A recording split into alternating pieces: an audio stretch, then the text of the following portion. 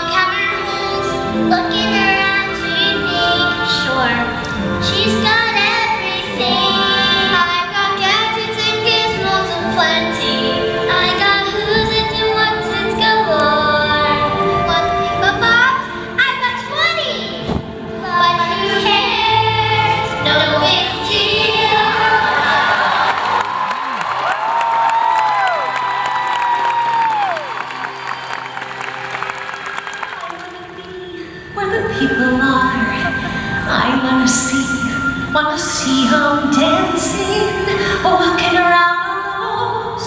When you come, flipping your fins, you don't get too far. Legs are required for jumping, dancing strong along as they freaking street. Up where they walk, up where they run, up where they stay all day long. Wish I could be part of that world. What would I give if I could live out of these waters? What would I pay to spend a day warm on the sand? Bet you won't live. They understand, but they don't. For every man and daughters, for young women, sick of swimming, ready to stand, ready to know what the people know. Ask them my questions and get some answers. What's a fire? What is it? What's the word? Burn. When's it my turn? When I love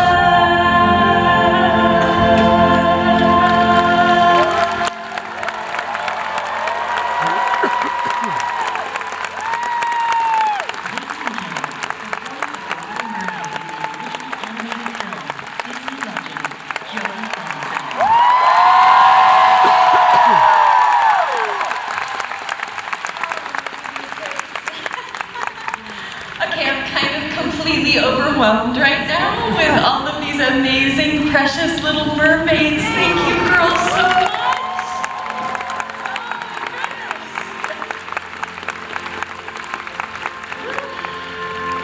My goal today is to not cry during this next hour, so let's see if I can do that. Ladies and gentlemen, boys and girls, here we go. I am beyond thrilled and honored and blessed to be here with all of you today to celebrate our 30th anniversary of our film. It has been a gift from God that I have been part of your world for all these many years, and I'm just so thankful. That is my word today, is thankful.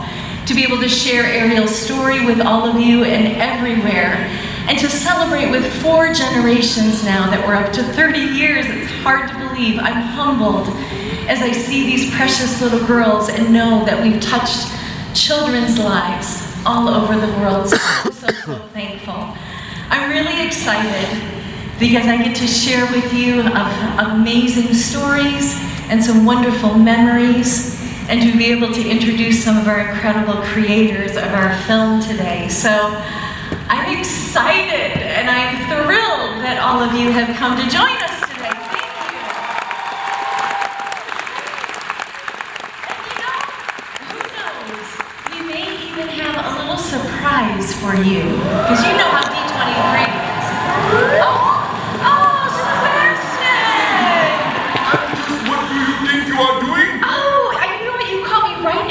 Of welcoming all of our friends to our incredible party, our incredible celebration. Yes, our celebration. Remind me, what exactly are we celebrating? Oh, Sebastian, it is our 30th anniversary of our film, The Little Mermaid. Can you believe it? It's been 30 years since we did all of those crazy adventures under the sea together. Really? Yes. How do I look? You know what? You actually look pretty fantastic. And actually, you know, the two of us together after 30 years, we don't look so bad. So it's good. Now, listen, Sebastian, I'm about to introduce a few friends of mine that you've actually never met before, so I have this really great idea. I was thinking that you could go backstage and rehearse for the big grand finale. Rehearse? Yeah. As if I need to rehearse. Oh, so sorry. Didn't mean to offend you. I think I hurt your feelings. I didn't mean to say rehearse. What was I thinking? I actually meant, I think you could go backstage and work on some, costumes. No, even better. I think you would be perfect to arrange for the timing of the production of the grand finale, just like you did for my father, King Triton. Oh, yes. Yes. I remember it well. You were late. No, I was just, busy. You were busy misbehaving. What can I say? I was a teenager. A sickness from which I assume you have sufficiently recovered. Thank you, Sebastian, for reminding me. Yes, I have sufficiently recovered from being a teenager. We all know that. It's out in the open now. But anyway, Sebastian, I promise you, there is no one better in the entire world or under the sea that can organize and plan a grand finale better than you. That's true. Very well. But promise me this time you stay put. I promise, Sebastian, I will stay put. I will be And right all those fishy friends of yours? Yes, these are all my friends. You guys aren't going anywhere, are you? No, they're not going anywhere. They're staying right here. Very well. Drum roll, please. Oh, okay, ladies and gentlemen, can you help? Very good. Can you help me with the drum roll? Feet, hands, the guy. How's that? The crowd shall return. Goodbye, Sebastian. Oh boy, some things never change, like that guy especially. Ladies and gentlemen, truly it is my honor to welcome to the stage our co-writer, my director of the original animated classic, The Little Mermaid, the brilliant, the one, the only, Mr. Ron Clements.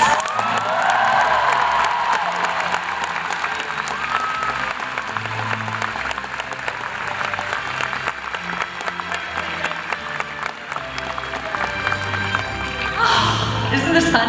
Yeah, it's great. So fun. to have all these amazing people here to celebrate with us. So listen, we have to know, how did this all begin? Well, actually, the Little Mermaid actually came to life for the first time probably January of 1985. There was a new regime change at Disney in terms of upper management. Michael Eisner and Jeffrey Katzenberg came over from Paramount Studios to run Disney. And one of Michael's first things early on was bringing over a brainstorming technique called the Gong Show, named after the old TV show with Chuck Berry. The idea that they had a group of us, directors and story people, they met with us and they said, we want everybody to come up with 5 new ideas for animated features. And we're going to reconvene in 2 weeks and we want everybody to pitch their ideas. So I took this seriously and I went out that evening after that meeting looking for new ideas.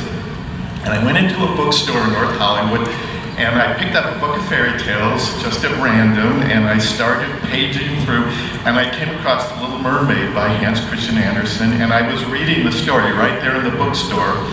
And it's a great story and it's very visual, very cinematic, and I wondered why they've never done this. And then as I read further, I kind of got an idea maybe why they hadn't done it, because it's actually a very sad story. It kind of starts out sad, and then it gets sadder, and then it gets sadder, and then she dies in the end. But I really liked it, so I was kind of toying around with it, trying to maybe come up with an idea to give it a happier ending, but still kind of be true to some of the themes. And I wrote up a 2-page treatment along with that and 4 other ideas, and we got back together 2 weeks later, and then Michael said, just pitch your best idea as we went around the room, and when it got to me, I said, The Little Mermaid, and I got gonged. It actually got gonged because they said, we're doing a sequel to Splash now, and that seems too maybe similar. And I was really disappointed because I thought, I think there's something in this. I think this could be good, but surprisingly enough, Jeffrey Katzenberg called me up about 3 days later, and he said, Michael and I we read your treatment, we actually like it, we think there's something in it, and we want to put it into development. That's how it began. And boy, are we grateful for that. Oh my goodness. So tell me now, how did you connect with the brilliant Howard Ashman and Alan Menken?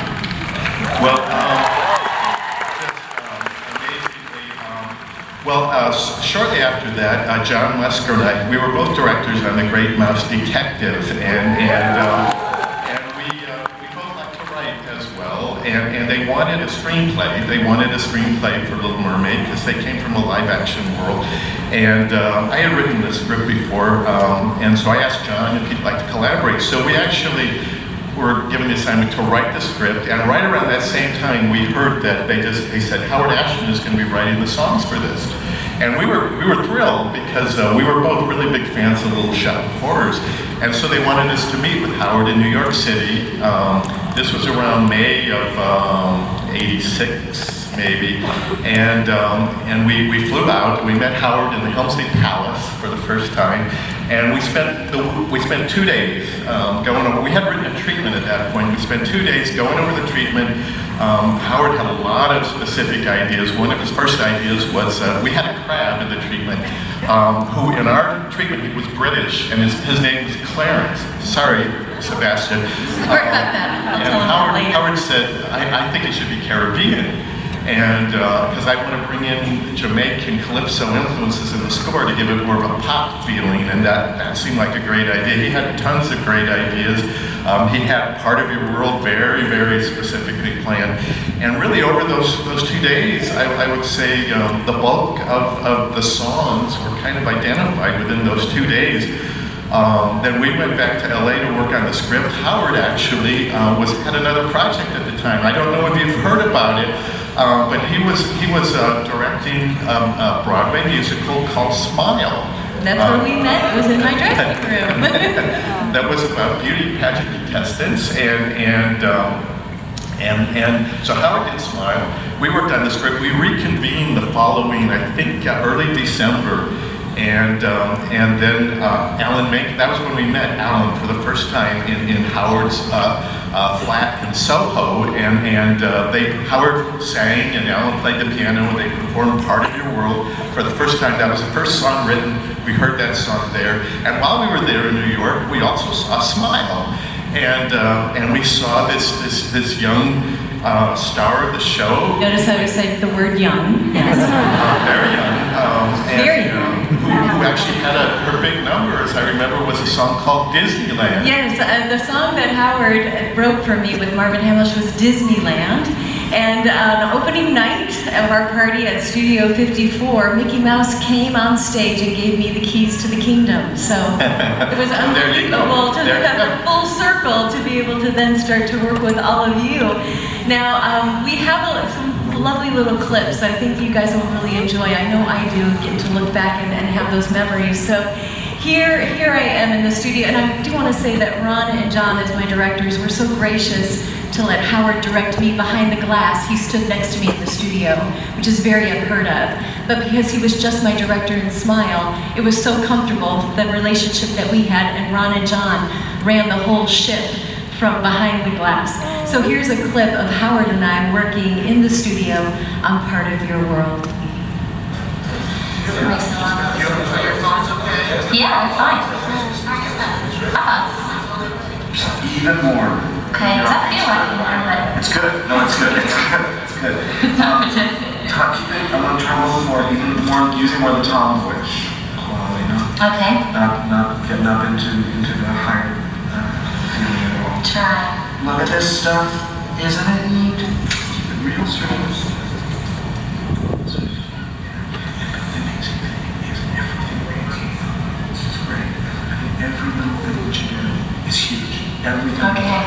So it's like a big isn't needed. Okay. It's like every little breath you take is enormous. Everything registers. It's like your litmus paper. So really try to work with just the intensity. It's like it's about all that emotion and not letting it go, having it here. When's it my turn? Wouldn't I love that stuff? Really, it's. Am I still a little too loud? You're great. Oh, better than You're great. It's a little bright in here. What would I give if I could live out of these waters?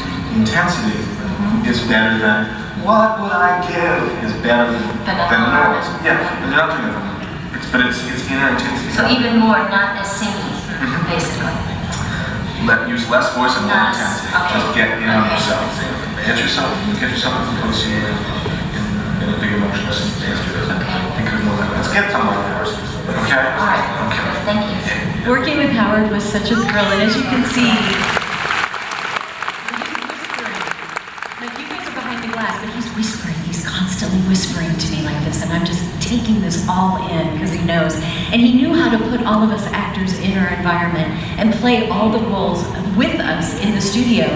And so after I'd been singing Part of Your World probably for 6 hours, he said, I got an idea. Let's turn off the lights. You need to go into the grotto. So I'd like you to see this clip of me singing underwater, the way that Howard had described.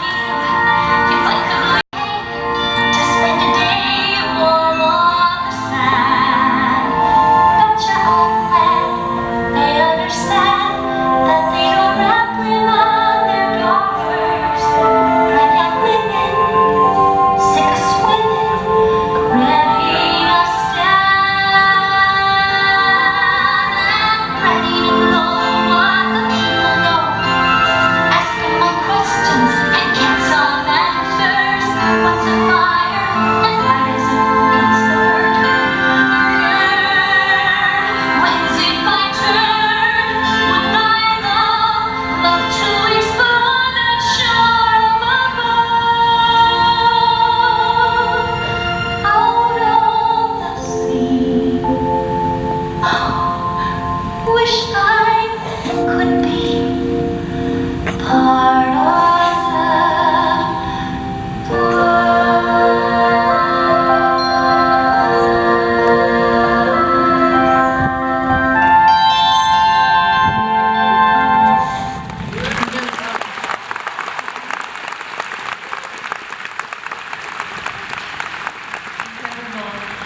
and for you all to find, and I think we have some slides of Jason and Kenneth and Christopher and all of these actors so incredibly committed to their roles.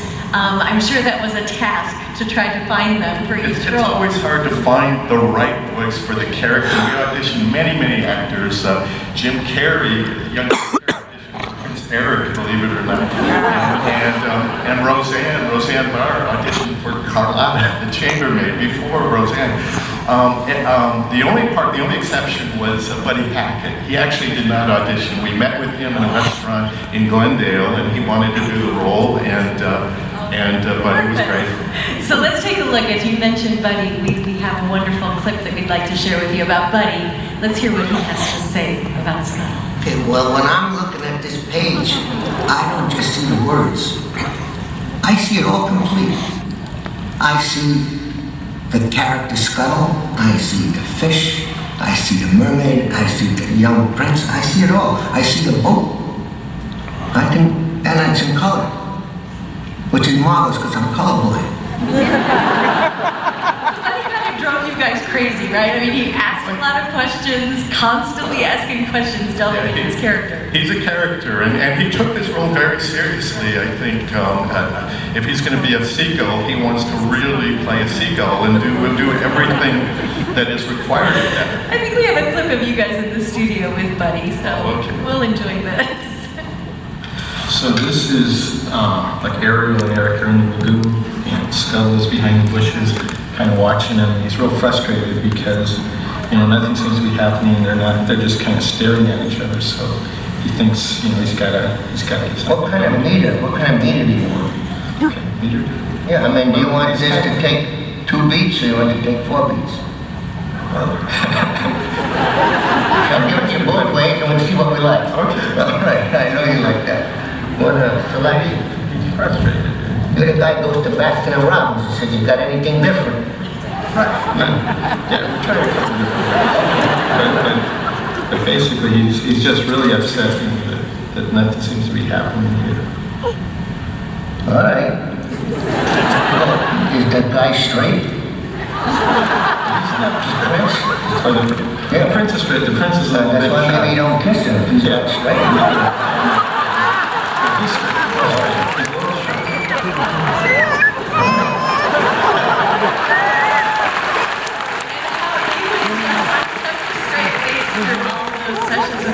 And can I just say, the way that we all looked 30 years ago, me with my big shoulder pads and you with your hair. I used to have red hair. You used to have red hair. No, Buddy was Scuttle. He truly was. And they put together a very cute little mashup video because his sounds and his faces are iconic. So you'll enjoy this.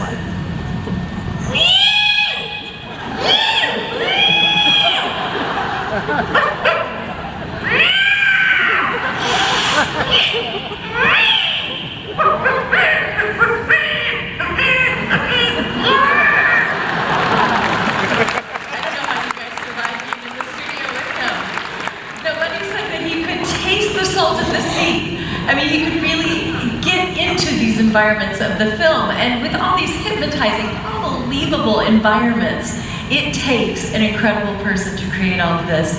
So please welcome to the stage, ladies and gentlemen, our amazing art director of The Little Mermaid, a real Disney legend, Mr. Michael Peraza.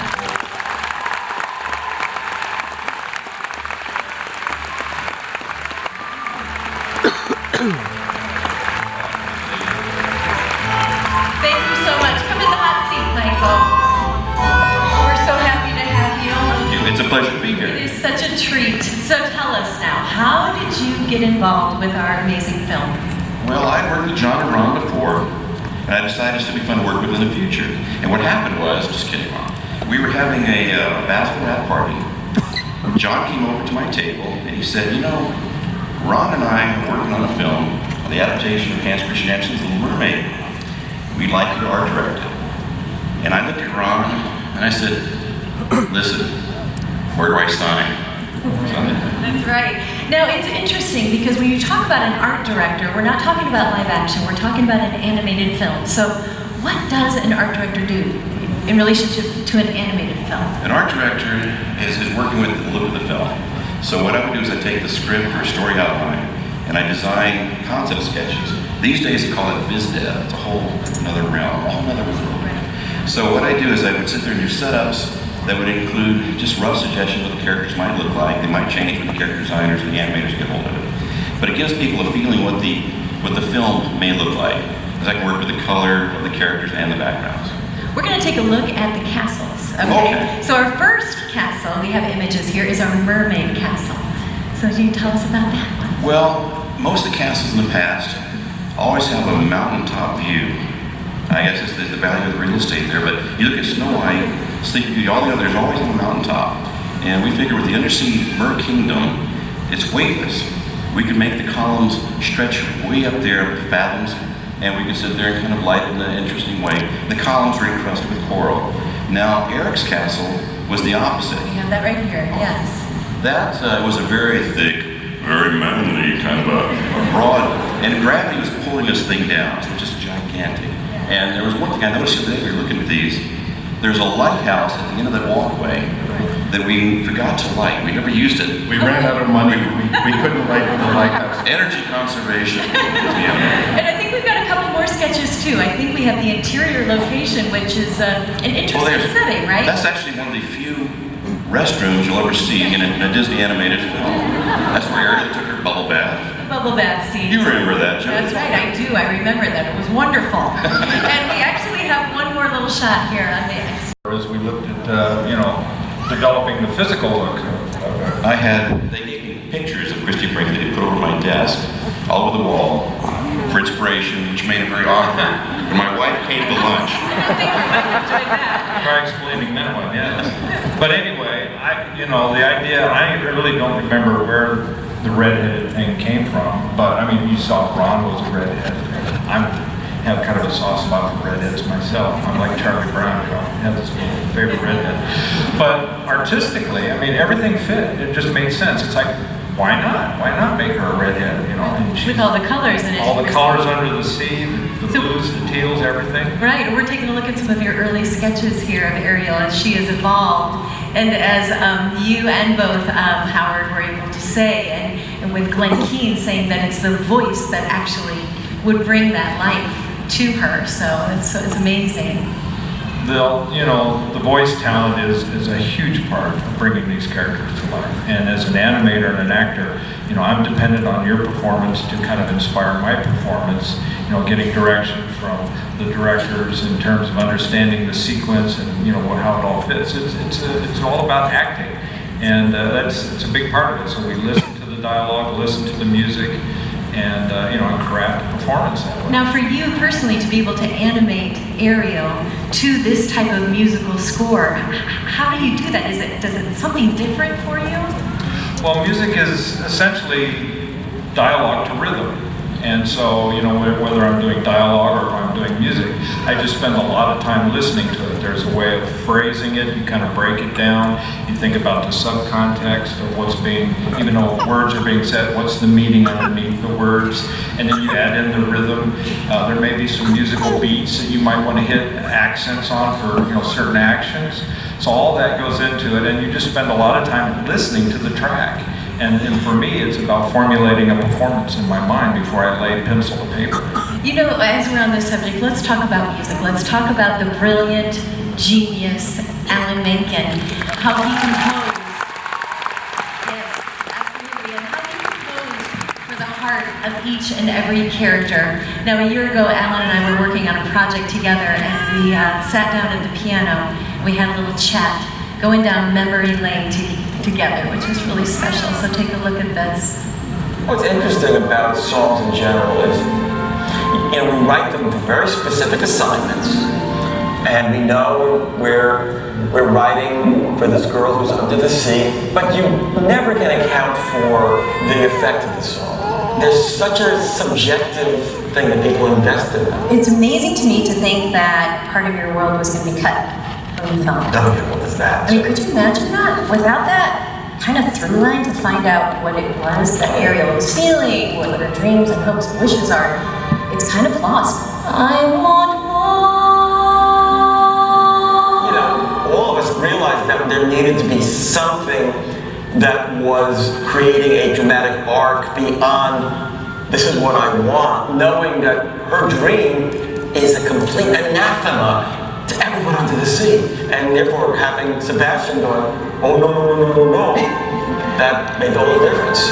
What is that girl up to? Just to see her reaching for something that seems completely unobtainable just makes it so, so magical. Up where they walk, up where they run, up where they stay all day in the sun, wandering free. I wish I could be part of that world. So Part of Your World, such a huge hit for the film, but there were 2 other songs that were nominated for Best Song. Yes, our film won Best Score and Best Song, 2 Oscars and a Grammy, and such a magical night that was. And here's that magical night. From The Little Mermaid, Kiss the Girl, music by Alan Menken, lyric by Howard Ashman. And from The Little Mermaid, Under the Sea, music by Alan Menken, lyric by Howard Ashman. And the Oscar goes to Alan Menken, Howard Ashman for Under the Sea from The Little Mermaid.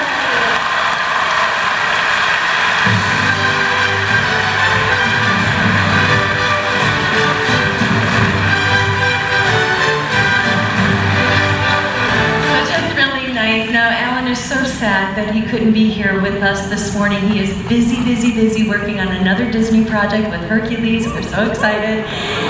But he has sent a very, very special message for all of you today. This is from Alan. So sorry I couldn't be with all of you today to celebrate this milestone.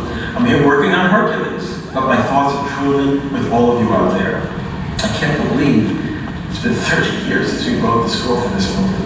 And you know, I won my first Academy Awards for score and song for this project. It was a huge turning point in my career. And of course, it gave me the chance to work again and again and again for the Disney company, telling stories through music that really means something. I just want to thank Ron and Jodi and everyone out there for creating this extraordinary presentation today as well. And I want to thank all of you who are out there for supporting and loving this film. Happy 30th anniversary to Little Mermaid. So sweet. That's a brilliant Alan, and there's so much music to love in this film. So guys, I have to ask, what is your favorite song? And you're not going to hurt my feelings if you don't say one in particular. So. Part of Your World. Oh, you were always my favorite. Chopped liver again. I would say Part of Your World. My second favorite. Okay, watch it. But you know, Jodi, as much as I love Part of Your World, and you know I love Part of Your World, and Under the Sea, I love that song, but really I think Kiss the Girl is one of the great, great songs. You love Kiss the Girl. Yes, indeed. Hello, everybody. Okay. So, as you guys remember from the film, when Prince Eric leaned in for that magical, spell-breaking kiss, the boat tipped over, and the kiss never happened. Boo-hoo. But you know what? We're gonna make it up to our Ariel today, okay? So yes, you know what? We've been roaming around during the show, and we found 3 guys we think look enough for Prince Eric, yes, and we're gonna bring them up. And Jodi, we're gonna let you be the judge, okay? We're gonna let you be the judge. I'm a happily married woman. Oh, I'm sure. Where's my husband? Yeah. Honey, I'm so sorry. I had no idea that was happening. It's gonna be all right, sir. It's gonna be all right, okay? Oh, look, they're here now. Give a round of applause, guys. Here's our 3 guys. All right. Okay. All right, this is gonna be awesome. This is going to be so awesome. This is amazing. This is great. What is going on right now? Okay, this is what we're gonna do. We're gonna have you 3 guys introduce yourselves and tell us just a little bit about yourself, okay? Yeah. I'm Tommy, and The Little Mermaid is one of my favorite films as I relate to Ariel a lot.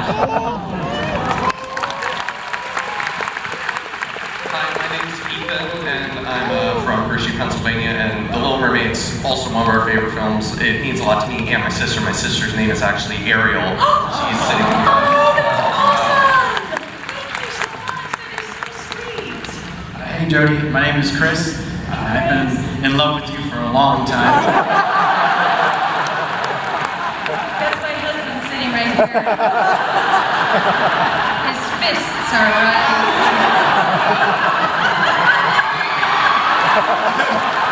That's not good. Okay.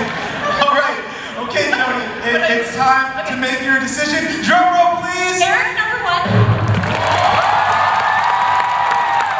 Eric, number 2. Eric, number 3.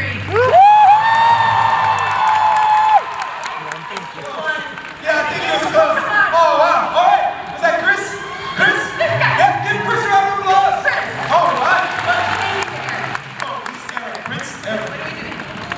What am I doing? You see her Supposed to sit down?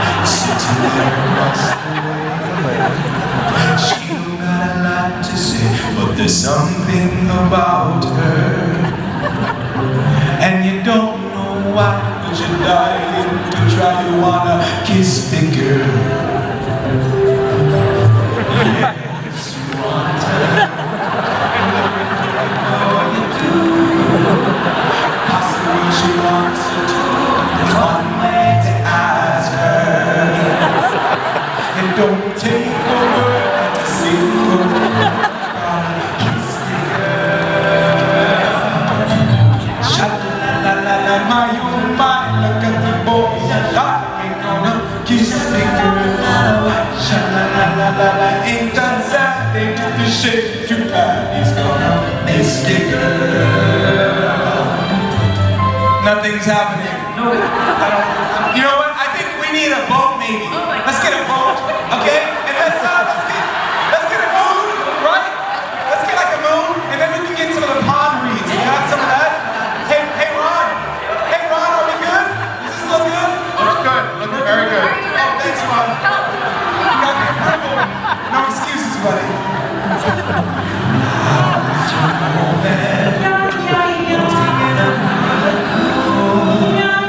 Boy, you better do it soon. Your time will be better. She don't say a word, and won't say a word until you kiss the girl. Oh! Sha-la-la-la-la, float along and listen to the song as I say, kiss the girl.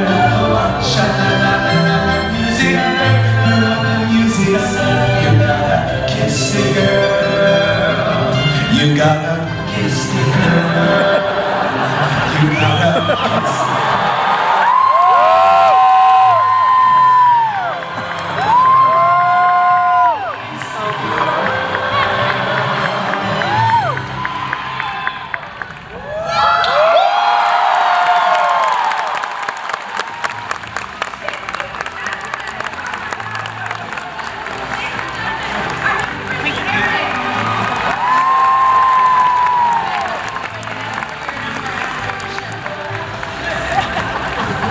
Thank you guys. Oh my goodness sakes.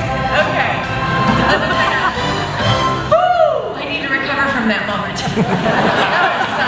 That was intense. Was it? Oh, thank you. Oh, Sebastian. Yes, that sounds really nice. Yes, Sebastian. Excuse me, we're kind of, in the middle of our Q&A. So, what are you doing? Rehearsing for the grand finale. Well, but Sebastian, I was thinking that maybe we could. Sebastian, you know what? I'm really impressed with how great your voice is after 30 years. It's really unbelievable. But I just came up with this idea. I was thinking that everybody here celebrating with us today could sing in the grand finale. Yes, absolutely. They are our friends, Sebastian. And I really bet there are some pretty wonderful voices out there. I really do that. Oh, Sebastian, you don't need to be so unkind. Be patient. Now, listen, all right, everybody. So, let's show Sebastian what we can do, shall we? So, the first thing I want you to do is to sing your very highest note, loudly and lovely and strongly on the count of 3. Now, Ron, Mike, Mark, come on. You guys have to help me. You have to help me. Here we go. So, this is your highest note, right? 1, 2, 3. Oh!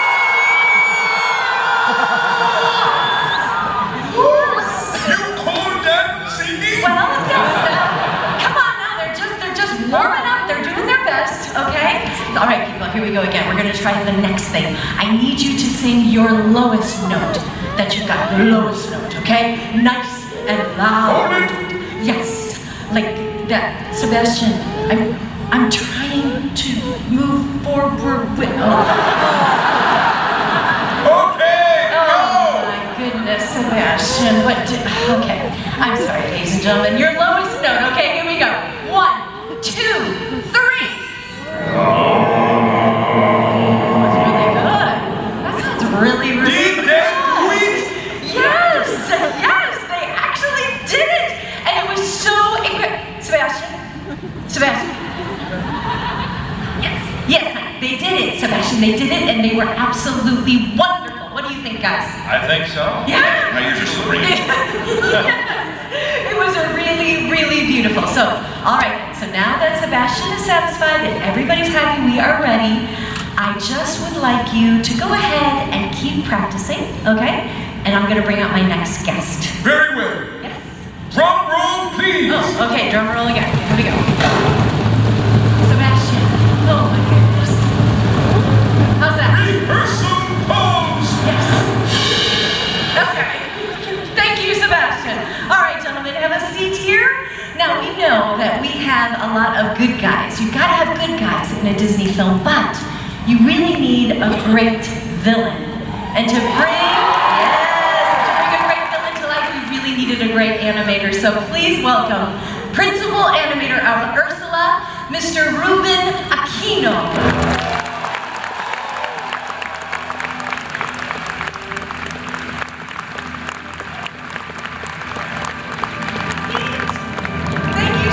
Hi, people. Here, you have created the greatest Disney villain of all time. So how did she come to be? Well, I don't want to take too much credit. She was definitely a collaborative effort, but I did get involved early on in some of the early designs. Even before I was cast to animate on the character.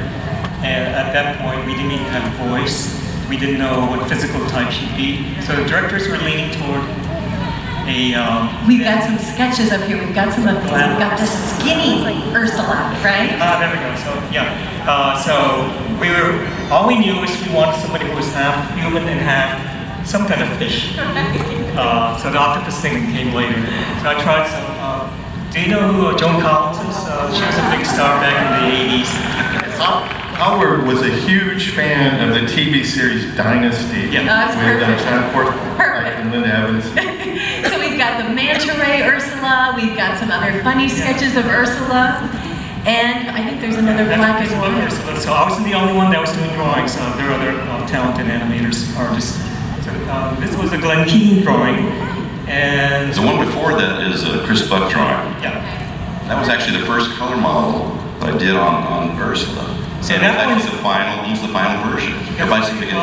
Pretty close, 90% there. Pretty Now, Mike, can you go ahead and tell me about this famous jar story? Can you tell me The about jar story. Yeah. Well, it was still early development on Mermaid, and my wife and I were watching a Jacques Cousteau special, Underwater, and there was a special on there about octopus. And there was an octopus inside this lid, kind of a closed lid inside a jar in an aquarium. That octopus was able to sit there, unscrew the lid, get out of the, you saw the same one. He got out of it, got up to the aquarium, slithered out, dropped to the floor, and tried to make an escape. So I called John at home. I said, John, because at one point, Ursula was actually, we were talking about her being a sister to King Charles. So it was like sibling rivalry going on. She was another mermaid. But I said, John, I got this idea. What do you think if we made her half octopus with all these creepy tentacles? Because they're so creepy, they're fun to look at. So John's listening, he goes, well, I'm not going to do my imitation, because I know he's going to hear it. But I said, he's going to talk to the crew, and they got kicked. And I know Ruben, everybody started drawing, octopus, have octopus versions. So. Awesome. Let's take a look at some of Ruben's work, shall we? Now look at me, wasted away to practically nothing, banished and exiled and practically starving, while he and his flimsy fish folks celebrate. Well, I'll give them something to celebrate soon enough.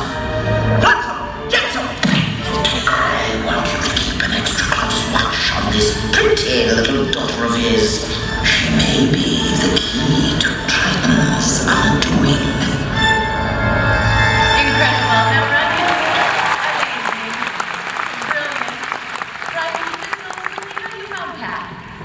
How did you find Pat Carroll? Oh, and once again, it was an audition process. Actually, originally when we wrote the script, we were actually thinking Beatrice Arthur, but she never came in. We never actually met with Beatrice Arthur. I'm not sure, maybe her agents didn't like the idea of her playing a witch, but Pat auditioned and she was just perfect. And she was, and the kindest, gentlest woman that you will ever meet. Now, Pat was unable to travel to be with us to celebrate today, but we do have some really fun clips that are very insightful to show you who Pat Carroll really is, and she's amazing. It's so good not to have other actors around. No, I'm kidding.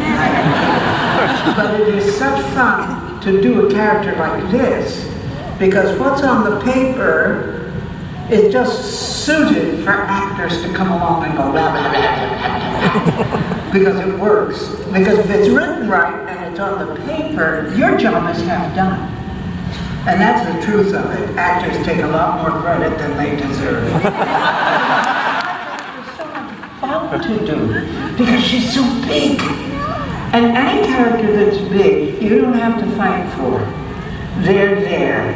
And all you have to do is climb into the clothes and go. But this character on paper even looks good. Looks good on the paper. And when that happens, you're at home as an actor. It's a double-headed gun in trying to deliver a character to both an author, a director, and a producer. You got three people going, and that's a big audience. Particularly in the beginnings of your finding a character as an actor. But it's always such fun because all you have to do is look at the faces of producers and directors to know whether you're hitting the mark or not. That's all you have to do is look at their faces. And if you see no response, you know you ain't done it. No, all I remember is I laughed a lot because I was seeing this character in my head. And I was tickled by what I saw. I was enjoying what I saw. And that's always good because I think as a performer, if you're getting a kick out of it, you're going to perform it like that. And that's good. That's excellent for an audience. And I am always delighted as an actress when a character that I have admired, and I love her, so I think she's a marvelous character.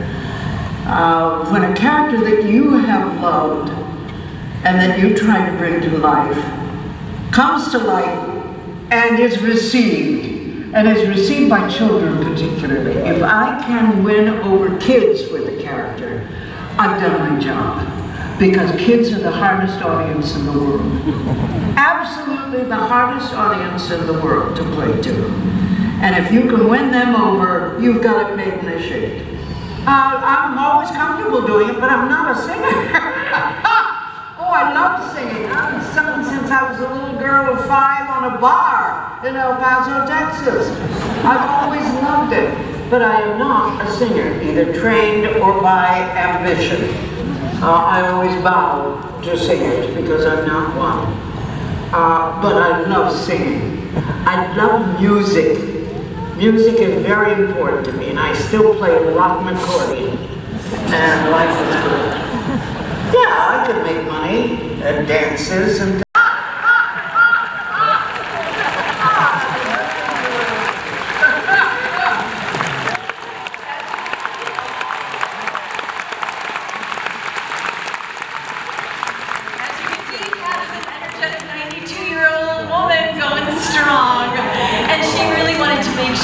that you would know how she feels about you. So she did this handwritten note, this love note for all of you today. Now, I'd like to say something to all of you who love the Little Mermaid. Yes, you! I do wish I could be with you today for this marvelous celebration. But I'm talking to you from my home here on Cape Cod. And that's awfully far away. Life's full of tough choices, I'm sending you greetings from sea to shining sea, and I hug you with my tentacles.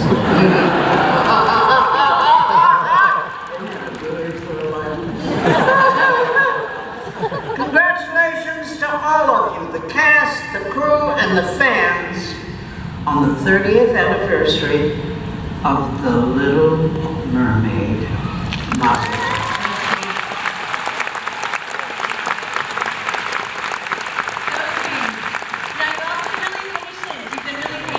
There's one special character that I haven't mentioned yet, and we're going to talk about him right now. So let's talk about Sebastian.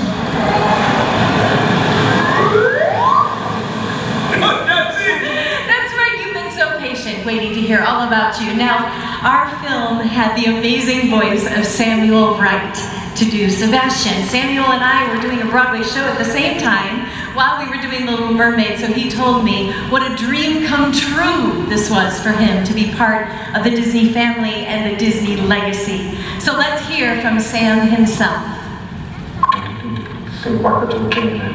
Yes! And the voice cracks on yes. We already have been doing this. Yes! Yes, Your Majesty. But we thought we might even be able to push it further. We're looking at like make this even higher and this even lower. Yeah. Yes, Your Majesty. Yes! Yes, Your Majesty. Actually, before The Little Mermaid came along, I had this lifelong ambition, really lifelong ambition to do a Disney character. I used to stand in front of the mirror and practice all these Disney voices. And then when I got an opportunity to audition for the thing, I went, this is ridiculous, I'm never going to get this. There's thousands of voices auditioning for this, and I'm not even from Jamaica or Trinidad. But the voice they were looking for was this kind of medium between the two, I suppose, which I pulled off a little bit. I couldn't believe it when I actually got, I cried. That was my lifelong ambition. It actually come true. It's that one thing about the cave. See smoothie. Yes, yes. See samples for it. And they jumps up you. They smack. And you are doing this out in the water like that. Yes!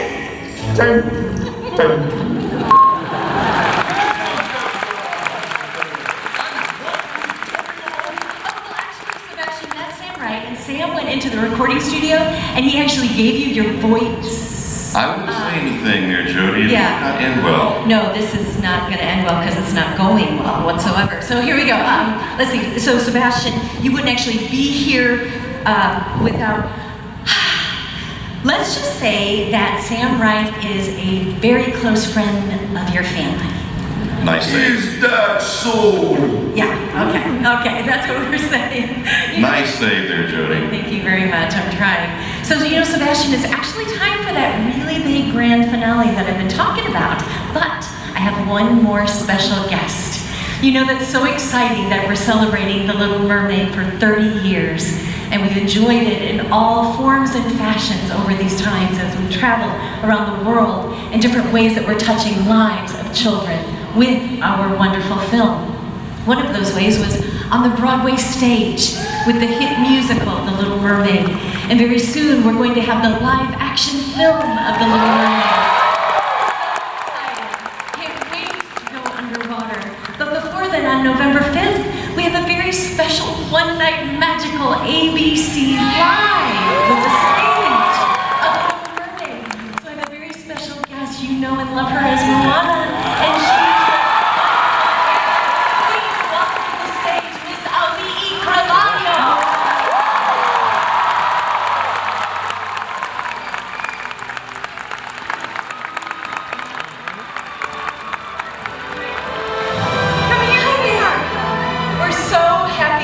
I know you're super busy at D23, but we appreciate you coming over and spending a couple minutes with us. So, with Moana, now to be able to experience going under the sea with our Little Mermaid. How exciting. Oh, I'm absolutely thrilled. I'm so thankful to be able to come back and play another princess that's related to the ocean.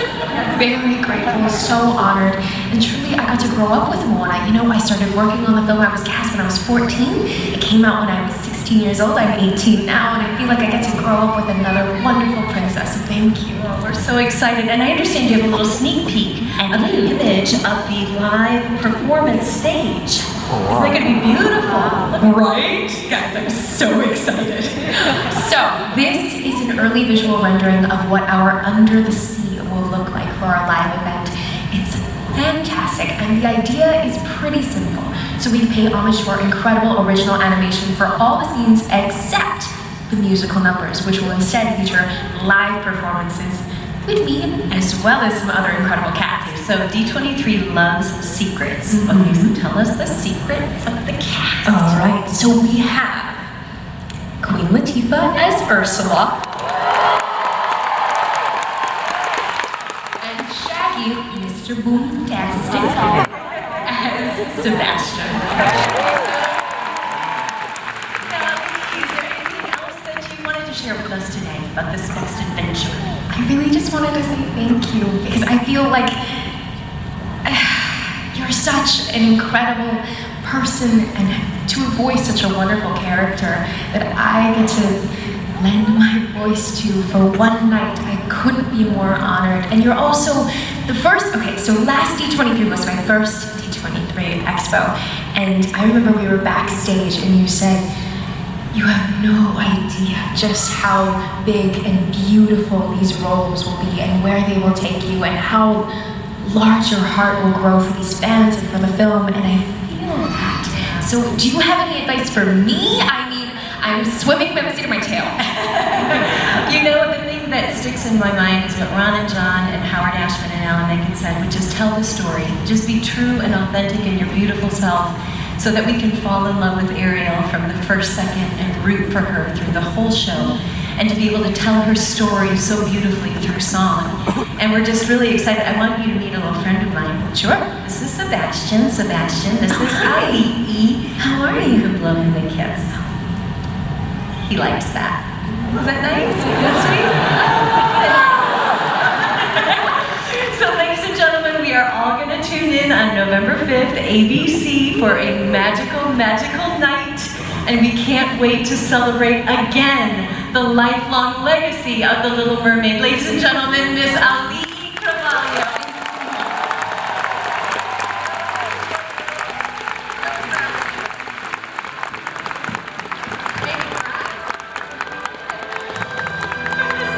Got that princess wave. I love that. Now, speaking of undersea adventures, hey, guess what? It is time for our grand finale. So, Sebastian, are you ready? Are you ready? Are you ready? I thought you'd never ask. Musicians, ready? Dancers, yes. Ocean waves, Yes. mermaids, Ariel. I'm ready! And how about you? Are all of you ready to join in our undersea grand and finale? So, let me shout, ready! Come on and sing with us, everybody. It's the 30th anniversary of the Little Mermaid. We have so much to celebrate with all of you. Thank you, guys. Done with Rena, it's so fun. You dream about going up there, that is a big mistake. Just look at the world around you, right here on the ocean floor. Such wonderful things around you. What more are you looking for? Under the sea, under the sea. Darling, it's better down where it's better. Take it from me. And how far you should never forget. How will the sun is laid away? What if you put it, what are you floating under the sea? Nothing on the beach is happy, as out of the blue. The fish of the land ain't happy, fish of the river. But fish in the world is lucky, they ain't for a worse fate. One day when the boss get hungry, yes, you go be on big day. Oh, under the sea, under the sea. Nobody beat us, fry us, and eat us in because we want to love those nuts to cold under the sea.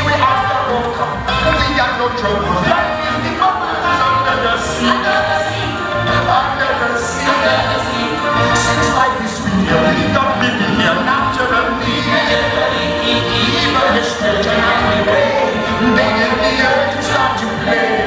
We got this feeling, you got to get it under the sea. Play the flute, the cop, play the harp, play the bass, the sound, the drum, the bass, play the brass, the drum, play the top. The flute is the flute of soul. The way he can play the leaves on the street, the top out and on the blackfish. You sing his belt and his pipe, they know where it's at. They know that love is love.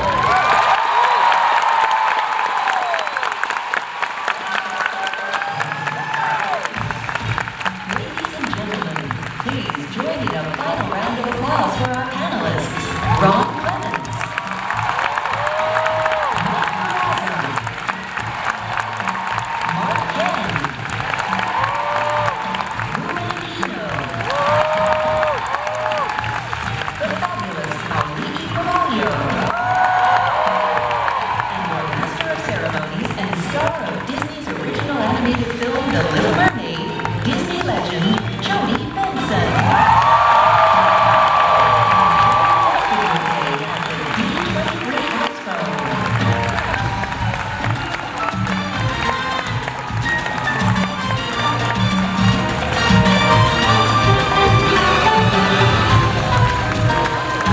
Thank you for joining us today for Disney's The Little Mermaid 30th Anniversary Celebration, presented by H2O Plus.